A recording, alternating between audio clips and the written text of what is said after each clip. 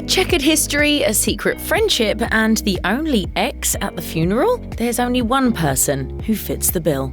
Prince Andrew's ex-wife Sarah Ferguson attended the funeral of Queen Elizabeth II despite being absent from every other event and service the royal family had organised in celebration of the late monarch. The Duchess of York wore an all-black ensemble for the sad occasion, along with a brooch in the shape of a swallow, which is a symbol of love and mourning from the Victorian era.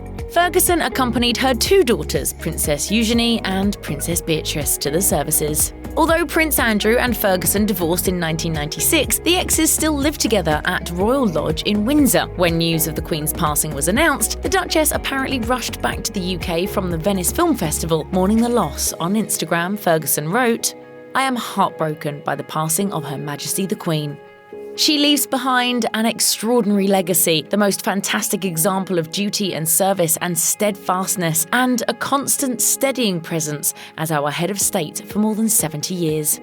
Even after her split from Prince Andrew, Ferguson reportedly remained close to the Queen, with a source telling The Telegraph, "The Duchess bonded with Her Majesty over dog walking and riding horses, and even after her divorce, she would continue her great friendship with Her Majesty by walking the dogs in Frogmore and chatting." The Duchess of York mentioned her former mother-in-law's kindness, revealing on Instagram, "I will always be grateful to her for the generosity she showed me in remaining close to me, even after my divorce. I will miss her more than words can express." Her Majesty is an incredible lady, and what an icon to the country and one of the finest people in the world I've ever met. Her enduring relationship with the Queen meant that Ferguson received an invite to the late monarch's funeral, an honour that other royal exes were not given. For instance, Serena Armstrong-Jones, who was married to the Queen's nephew, David Armstrong-Jones, for 27 years, was not in attendance. Meanwhile, Autumn Phillips, the former wife of the Queen's grandson, Peter Phillips, also didn't receive an invite. And Captain Mark Phillips, the ex-husband of Princess Anne, didn't attend the monarch's funeral. As for why Ferguson got an invite but the majority of royal exes didn't, royal expert Ingrid Seward told Female, "Because it was a state funeral, protocol had to be enforced. All the heads of state, Commonwealth leaders and foreign kings and queens had priority over friends." As the mother of two princesses, Ferguson holds an important status within the royal family, which also worked in her favour.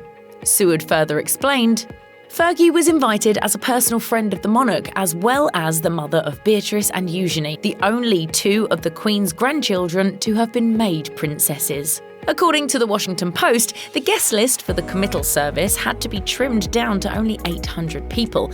As a result, the line had to be drawn somewhere, and Seward explained, "Unless they remain close for other reasons, it's usually drawn at former royal husbands or wives."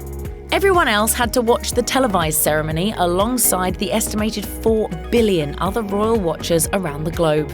Meanwhile, the Queen's close friendship with Ferguson was only solidified by the late monarch's decision to leave her beloved corgis to the Duke and Duchess of York. As a source told People, the corgis will return to live at Royal Lodge with the Duke and Duchess. It was the Duchess who found the puppies, which were gifted to Her Majesty by the Duke.